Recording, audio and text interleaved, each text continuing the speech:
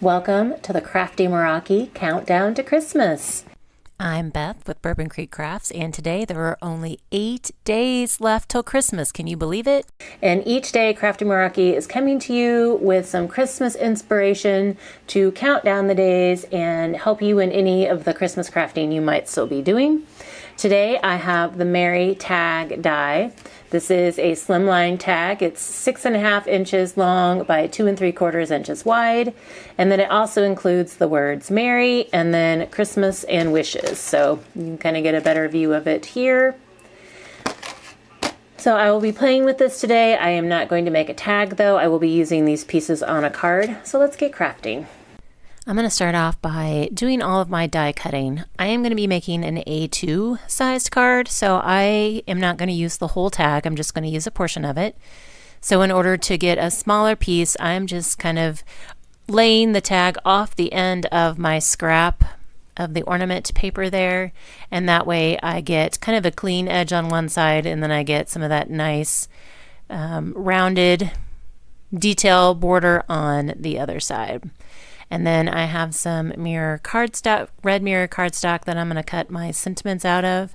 And out of habit, because this is thicker cardstock, I do like kind of go back and forth, so you get 2 passes on my die cutting machine here. But I don't know that it really needed it. These dies they cut it like butter. So the quality of these dies is always really nice. I'm going to take some white cardstock now, and I'm cutting it down to 2.5 by 4 1/4, and this is just going to mat that Merry sentiment. I decided, since there is a rounded corner on the tag piece that I cut, I just brought in an old trusty corner rounder to round the edges on my rectangle here. And then I'm going to take this Merry and just add it to this white cardstock piece. And I'm doing this because the center of the Merry is kind of open, and the word Merry is going to be overlapping kind of like some cardstock and that ornament paper, and so I just kind of wanted to hide that overlap and then help my Merry sentiment kind of shine even more, kind of like pop out even more than it already is. I have a piece of green cardstock that is cut to 4 1/8 by 5 3/8.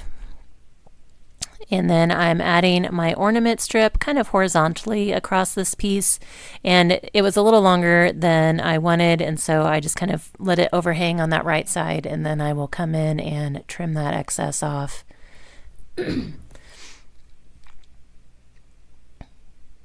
then now I can take my my Merry and adhere that to my card.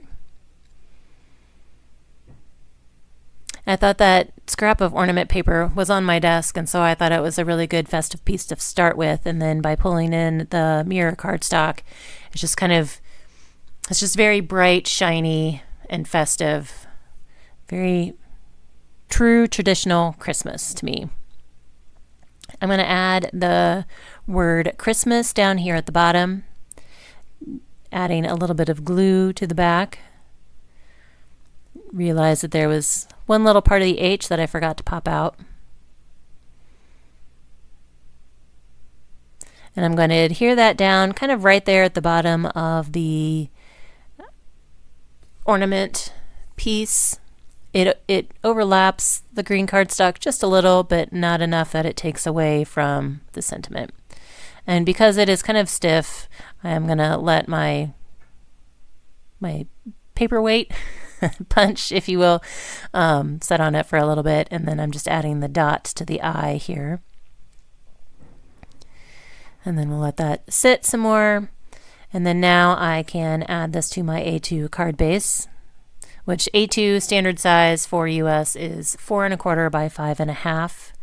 And I'm just using white cardstock, and I went with a slightly smaller mat just so I could have that border of white. It kind of helps the white behind the Merry kind of tie together a little bit.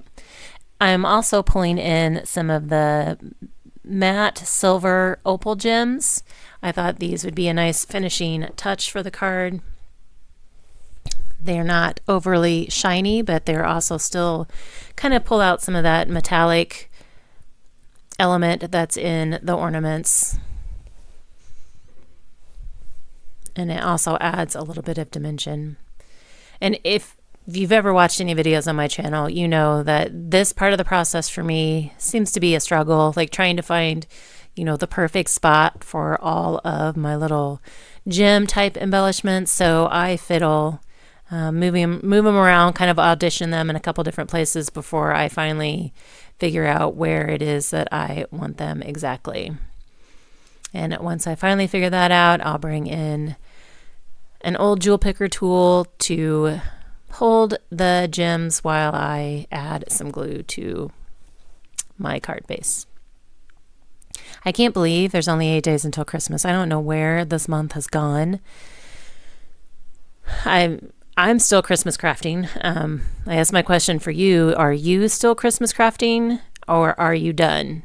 Have you finished your Christmas shopping? I have most of my shopping done. There's a few little things that I need yet to finish some gifts off, but I'm mostly done with my shopping, but not done with all of my crafting. There's still some crafting that I want to do, not necessarily that I have to do, but this is my favorite season to craft for, so I don't mind still working on Christmas crafts. So it's just a fun